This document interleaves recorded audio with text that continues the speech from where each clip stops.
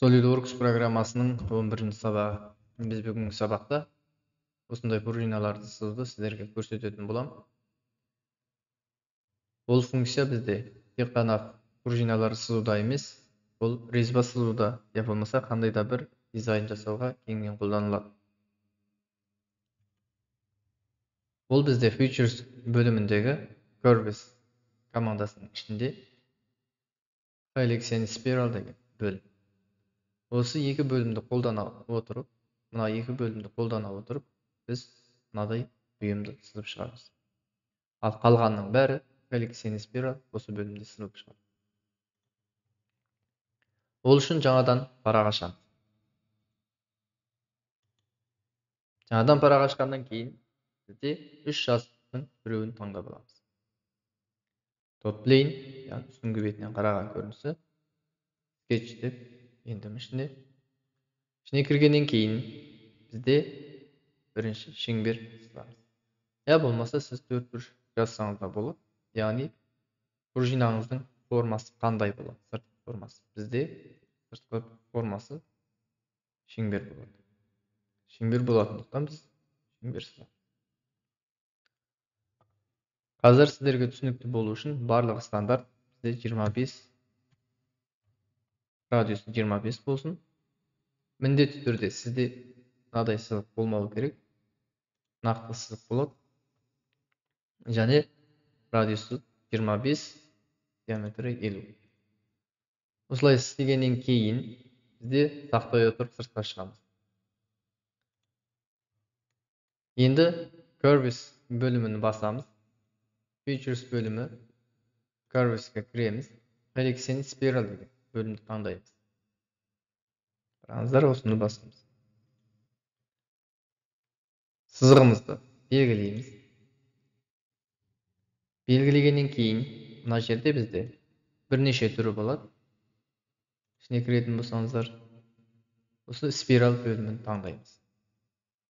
Спираль бөлімін таңдадық. Таңдағаннан кейін мына жерде pitch деген бар.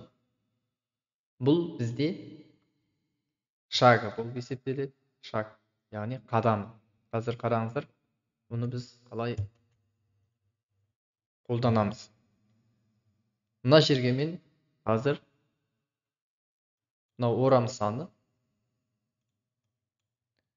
R және P деп естіге сақтасаңыздар болады. Орам саны мен бір-ақ рет айналды. Қараңыздар, сыртына қарай жіберейін, ішіне қарай тұра берсін. Қараңыздар, орам саны. Қадам дегеніміз мына нүкте мен мына жердегі нүктенің арасындағы айырмашылық. Мысалы, мына жерде қадамы 1 мм болатын болса, қараңыздар, осындай жақын.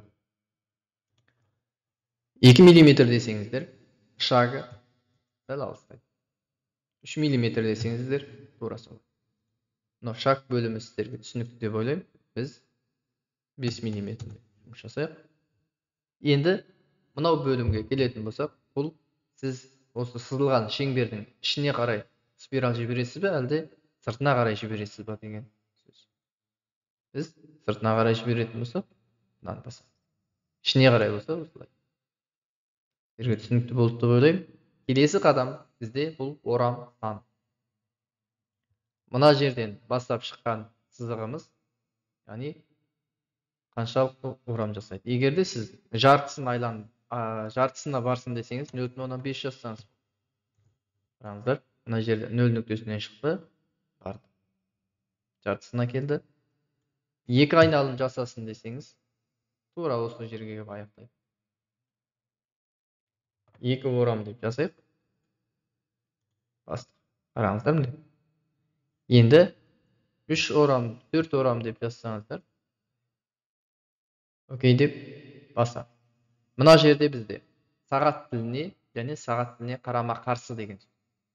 Сағат тілімен бағыттас және сағат тіліне қарама қарсы бағыт. Біз сағат тіліне қарама қарсы қоятын болсақ, міне қараңыздар, керісінше айналады. Ал біз сағат тіліне бағыттас қоятын болсақ, түсінікті болды деп ойлаймын, окей деп басам. Осылай шыққаннан кейін бізде бұрынғы үйренген қолданбамыз, бізде командамыз Suite базы командасы. Осыған таңдаймыз. Біз бұрын қолданған кезде бұны тек қана, яғни бірінші формасы және бағытын сызатынбыз. Қазір біз бірден мынадан бастап кессек болады. Яғни сыртқы формасын бірден жасауға болады, бірақ бұл шеңбер ғана.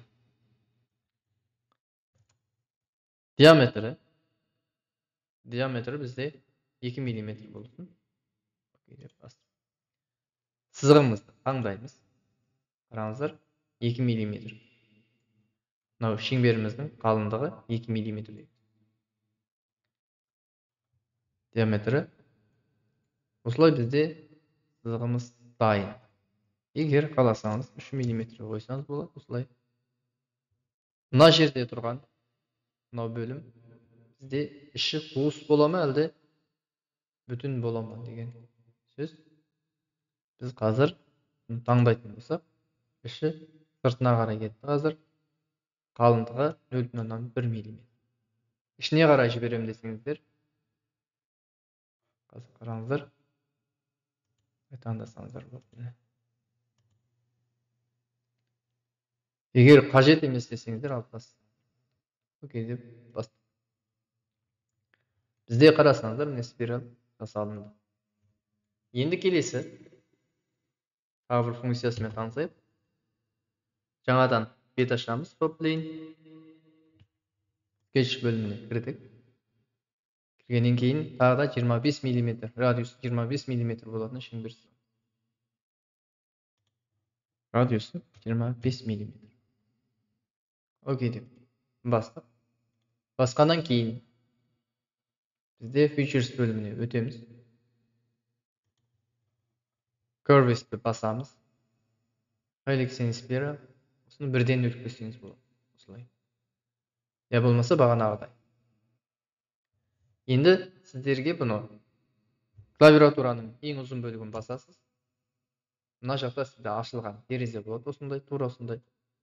Осының ішінде мына жерде изометрияны таңдайсыз. Енді қараңыздар, мына жерде біз Patch and Revolution деген таңдадық. Бұл не нәрсе? Шаг және орам саны. Яғни шағы мен орам санына байланысты біз спиральді жасауды айтып. Шағы мен орам санын қолдану бар. Бізде мынадай екі бөлім ашылады. Біріншісі тұрақты, екіншісі айнымалы. Тұрақты деген бүкіл резбаның өне бойы алғашқы енгізген өлшем ғана бұл. Яғни 6 мм десеңіз, бүкіл орам санындағы әрбір орамның бөліміндегі аралық бізде 6 мм ғана бұл. Орам саны бізде 6 деген сияқты. Бізде енді осыны кері бағытқа ауыстыру үшін мынаны басамыз. Біз 10 мм деп жазсақ, 10 мм болады, міне. Осылай, мынау сағат тілімен қарама қарсы, сағат тілімен бағыт. Мынау бағана көрсеткендей бастау нүктесі. Яғни сіз 270 градус жазсаңыз болады. Я болмаса 0 градус қойсаңыз болады. Біз 0 градуспен жұмыс жасаймыз. Енді мына жерде мынадай зат бар. Бұл градус. Яғни сізде қараңыздар, сіздің спиралыңыз.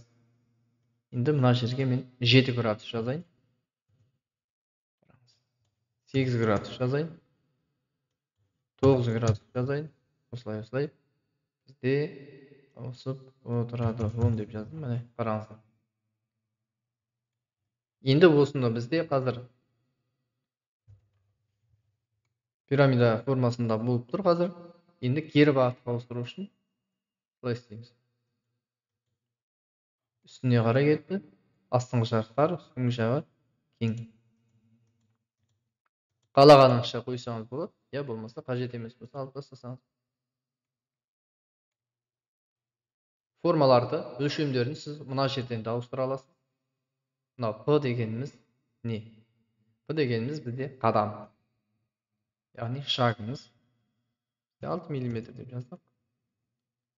Орам саны 20 деп жаздым. Орам саны 20. Қалған бөлімдер ауыстырылды.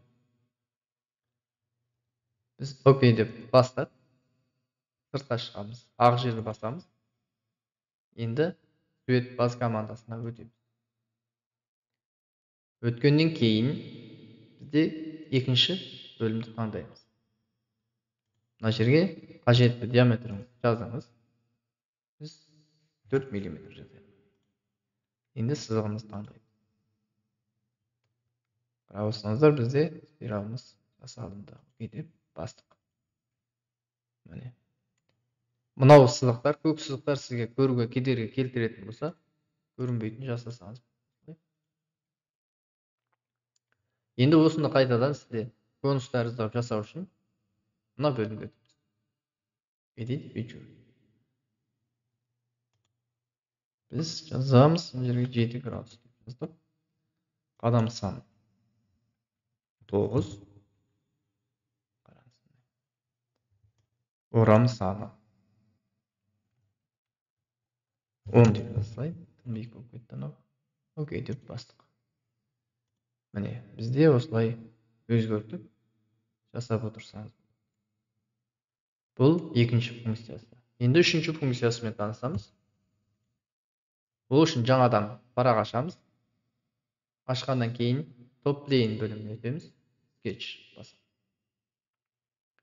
Sketch басқаннан кейін бізде жаңадан шеңбер сызайық. Мына жаққа сызаймын қазір. Мына жерге сызайық. Радиусы бізде 25 мм.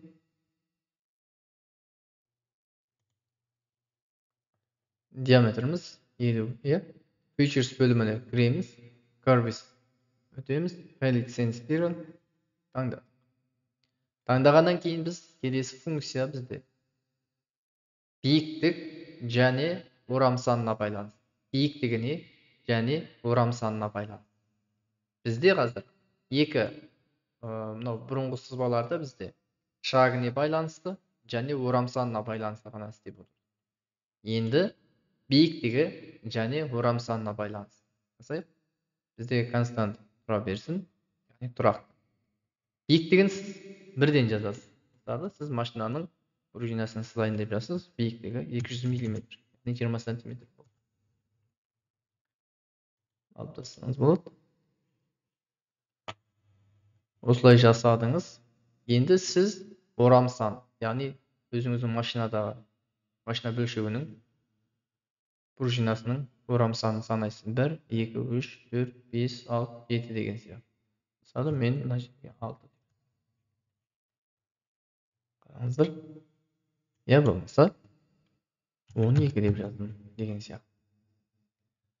Біткеннен кейін окей деп басамыз. Осылай қатты бір-бірінен айырмашылығы жоқ. Сіз не сызып, не жазып отырғаныңызды түсінсеңіз ғана жеткілікті. Ақ жерді басасыз. Бірден осылай таңдап қойып, сізде мына жаққа өтетін болсаңыз, сізде қатып қалуы мүмкін. Жұмыс жасамай біраз уақыт ойланып дегенде. Осылай істегеннен кейін бізде сует баз командасына өтеміз. Өттік. Екінші бөлімді таңдаймыз. Диаметр бізде 5 мм деп жазайық. 5-те 5 шеңберіміз таңдаймыз. Қараңыздар. Осылай болды. Окей деп басамыз. Міне. Ендігі кезекте біз келесі функциясымен танысамыз. Келесі функция curves енеміз. Бірінші топ плейн, sketch. Енді біз келесі бөлімге өттік. Топ плейн таңдаймыз. Sketch'ке енеміз. Енгеннен кейін бізде шеңбер сызамыз. Радиусы бізде 25 мм.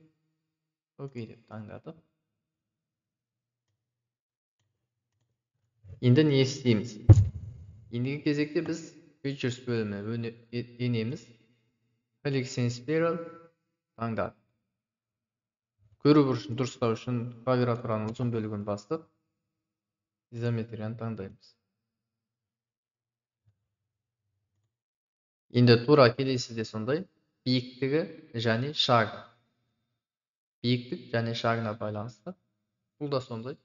Келесі бізде айнымалыға ауысайық. Айнымалысын жасап көрейік. Бізде қазір бірінші сізге қойдық. Міне. Бұл жерде бізде бірнеше параметр берілген.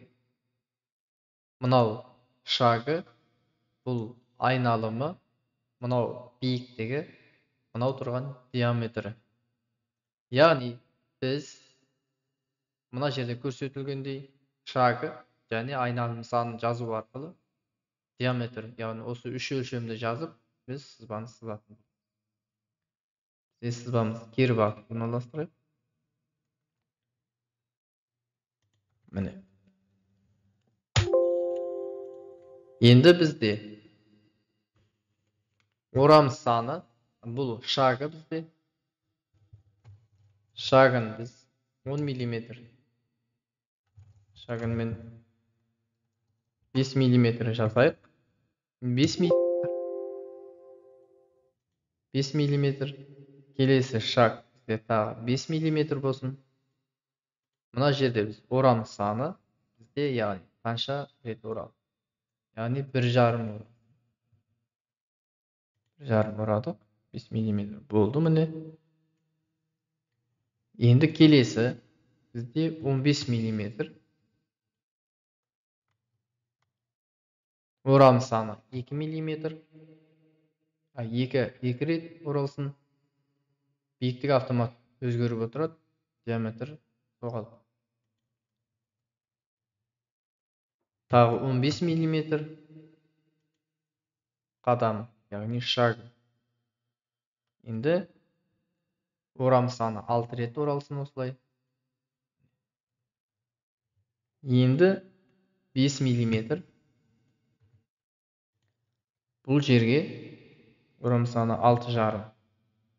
Яғни қарап болсаңыздар, мына жақта бір байланыс есептеп көрсеңіздер болады. 1,5-нан 2-ге дейін 0,5 мм, 6-дан 6,5-ге дейін 0,5 мм бар.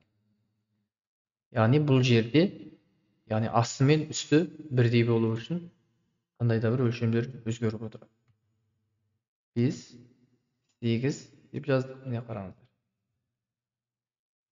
Міне 8-ден 6,5-ға дейін бізде 1,5 мм бар. 0-ден 1,5-ға дейін 1,5 деген сияқты. Түсінікті болу керек. Өшірдік. Қалған бөлігін, мысалы, мына бөлімді өшіремін десеңіз, шетіне әкеп басасыздар. Delete кнопкасын басасыздар. Мынау өздеріңізге түсінікті, сағат тіліне қарсы, сағат тіліне бағыттас деген сияқты. Окей деп басамыз. Сызбамыз сызылды.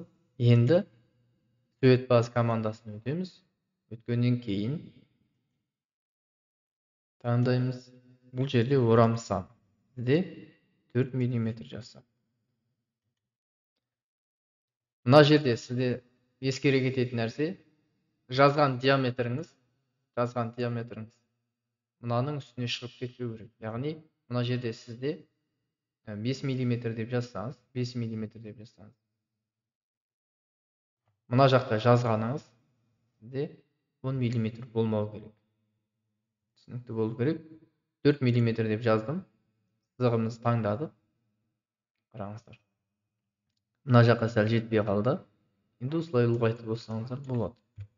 4,3 мм деп жаздым.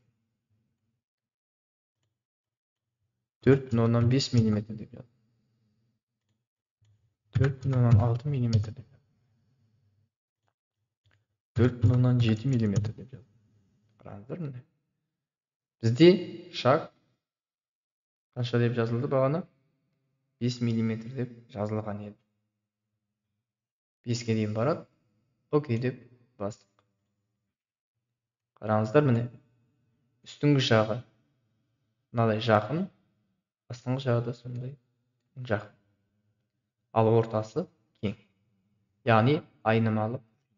Мынау константа, мынау айнымалы. Мынау тұрақты, мынау айнымалы. Жақсы. Келесі Бізде топ плейнға тағы өтеміз.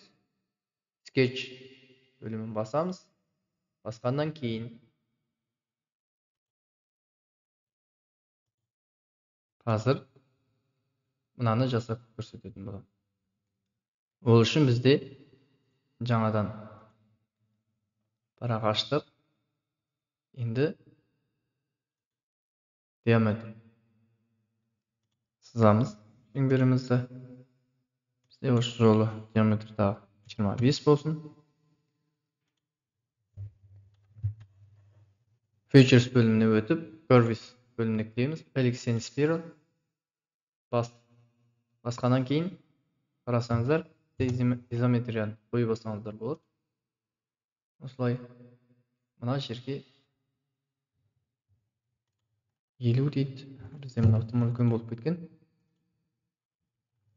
10 мм жазайық. Features бөлімі Curves, Helix and Spiral. Өлшем бізде шаг 6 мм деп. Шаг 6 мм. 6 мм. Мына жерге де бізде бірден бастайық. 1 шаг 6 мм. 2 қадамы. Осылай 20. Мына жерге біз 30 деп жазайық. 30. Мына жерге 20. 30. 40. 50. 3. 6. 6. Ay mına жерге. 6. 6. 4. 60. 60. 70. 6. 5.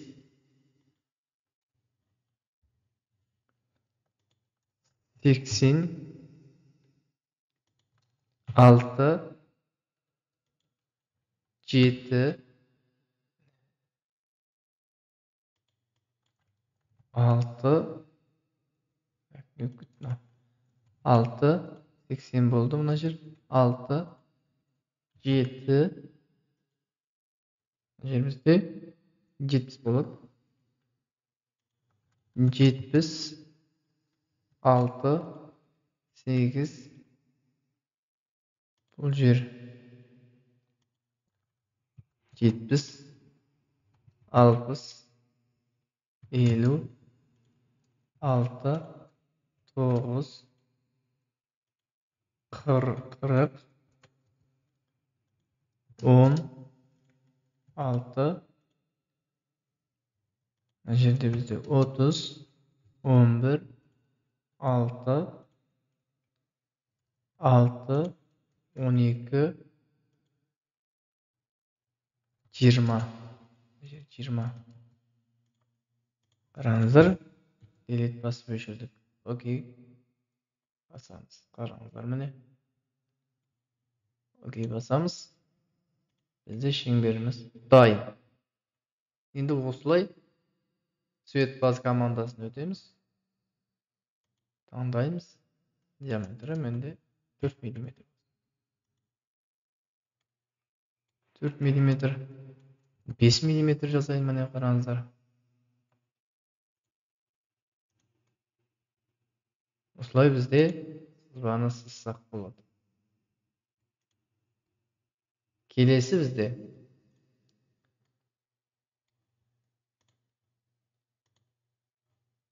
мынадай жинаны қалай сызамыз.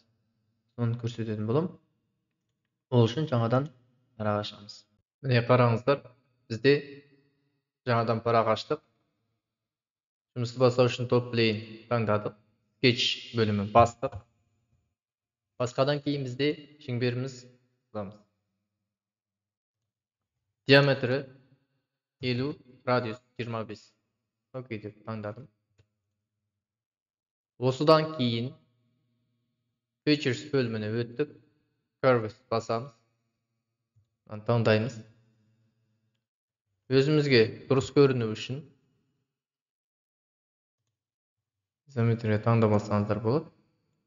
Қалай ыңғайлы. Енді қараңыздар. Мен биіктік және қадам шаг биіктігі 100 мм, шаг 10 мм. Мына жерде градусыңыз міндетті түрде 0 болсын. 0 деп таңдадым. Окей деп таңдадым. Енді қараңыздар.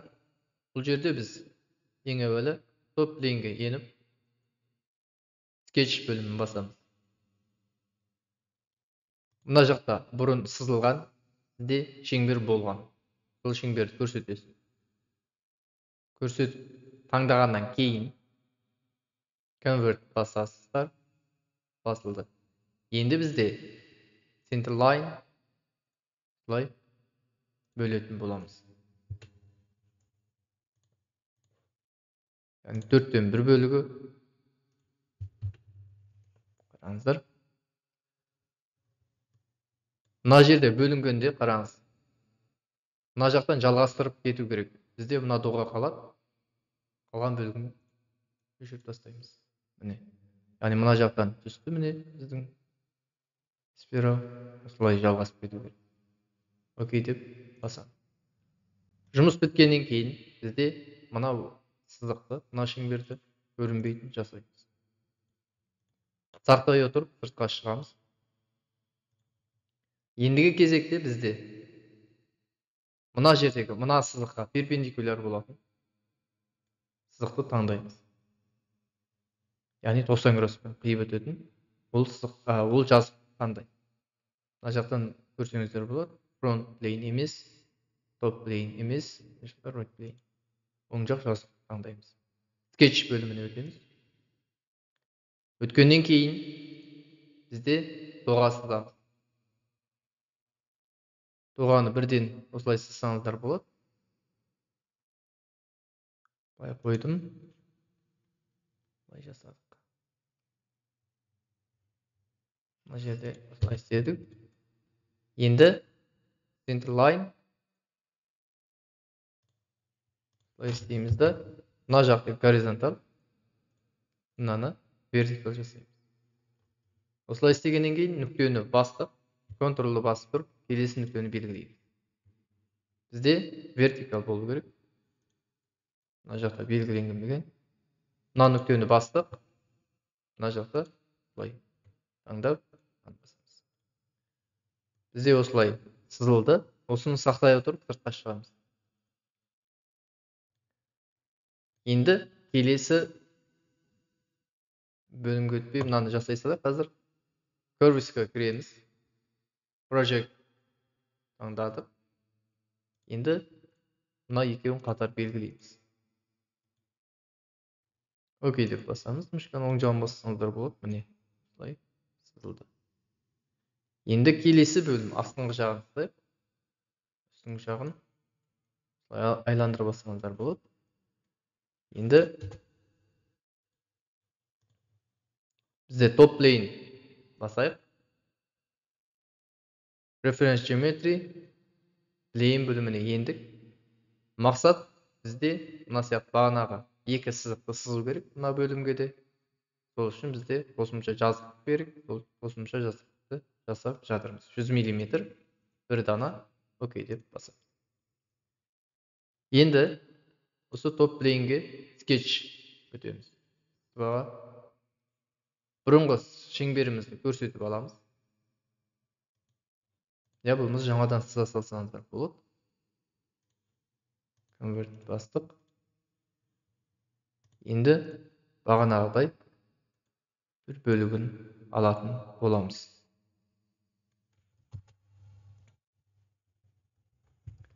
Қараңыздар. Center line таңдадым. Сызығымды сыздым міне.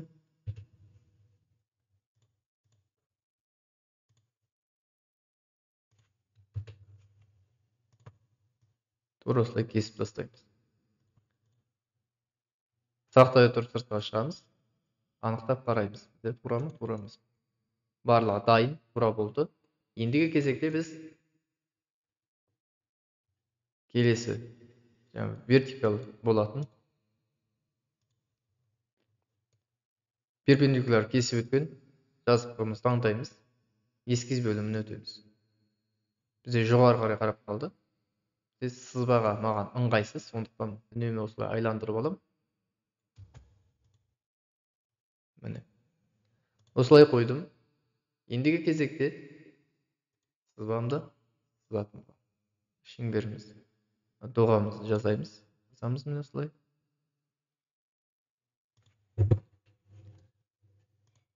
Center line.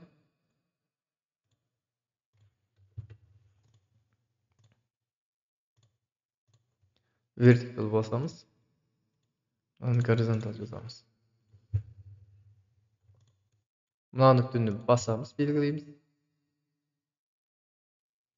Келесі нүктемізді тағы белгілейтін боламыз. Мына нүкте және мына нүктені қатар белгіледік. Vertical жасаймыз. Бітті. Енді осыны сақтай отырып, сыртқа шығамыз. Curve'ге кіреміз. Таңдап. Міне. Бізде ілгектің бір бөлімдері пайда болды. Ендігі кезекте біз мынау бөлімді көрінбейтін жасаймыз. Қараңыздар. Енді бізде осы жерге жазықтық жасайық. Я болмаса, мынау тура келетін болса, осымен жасай берсеңіздер болады. Қараңыздар. Мынау келмейді. Көрінбейтін жасайық. Референс геометрияға өттік. Өткеннен кейін бізде мынау нүктені белгілейміз. Бізге тура осы жерге жаздық. Осы жаздық бізді окей бассақ, қазір пайда болмайды. Сондықтан бізге көмекші жаздық керек тағы. Яғни осыны перпендикуляр қиып өтеді. Жаздық керек. Мынау келмейді. Бағыт ауысып кетті бізде. Right plane өшіреміз. Top plane таңдаймыз. Бұл да келмейді. Бұл да емес. Front plane таңдадық. Окей деп басамыз. Енді осыны скетч бөліміне өтеміз. Скетч бөліміне өткеннен кейін бізде доғамызды сызатын боламыз.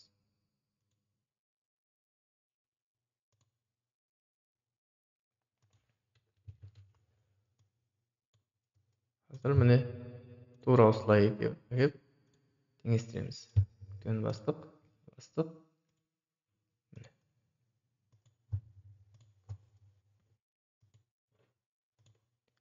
Енді шеңберімізді сәл айта салайық. Осылай, бұлай деген сияқты. Өздеріңіз қалағаныңыз қойдыңыздар. Енді сақтай отырып сыртқа шығамыз. Осы екі сызықты басып, curve'ге кіргеннен кейін бізде таңдасаңыздар болады. Қазір жасалынбай қалды. Қате таңдап қойдым міне. Мынаны таңдаймыз, окей деп басамыз. Міне бізде сызығымыз сызылды. Тура осылай, егер де тура осы жазықтығыңыздың бетінде болатын болса, мынаны да солай сызсаңыздар болады. Скетч бөліміне өттіңіз. Скетч бөліміне өткеннен кейін бізде шеңбер сызамыз, доға сызамыз.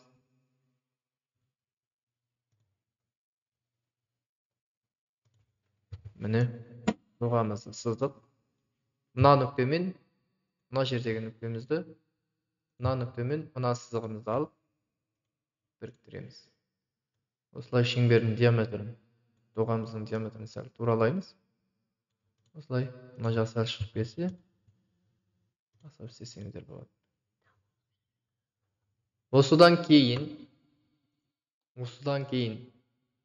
бізде сақтай отырып сыртқа шығамыз. Екі сызық қатар таңдап, мына бөлімге басамыз. Окей деп таңдадық. Міне бізде сызық пайда болды. Ендігі кезекте бізде цвет бас командасына өтіп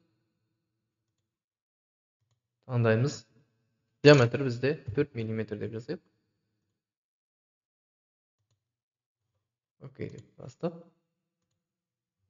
қалған бөлігін, мына бөлімді бастап, цвет бас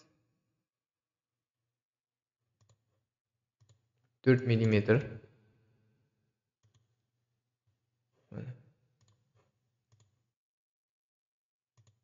Sökmez. Tandadıq.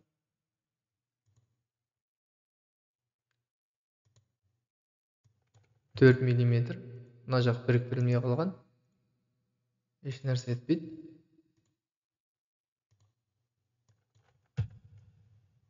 Туралап алсаңыздар болады міне. Шеңберім таңдалмай қалған. Міне. Барлығы жақсы сызылып бітті. Назар қойып көргендеріңізге рахмет. Алла істеріңізге берекет берсін. Жалпы біздің сызбамыз осындай. Мына жақтан материал таңдап, келесі адамдарға өте берсеңіз болады. Металл таңдайын.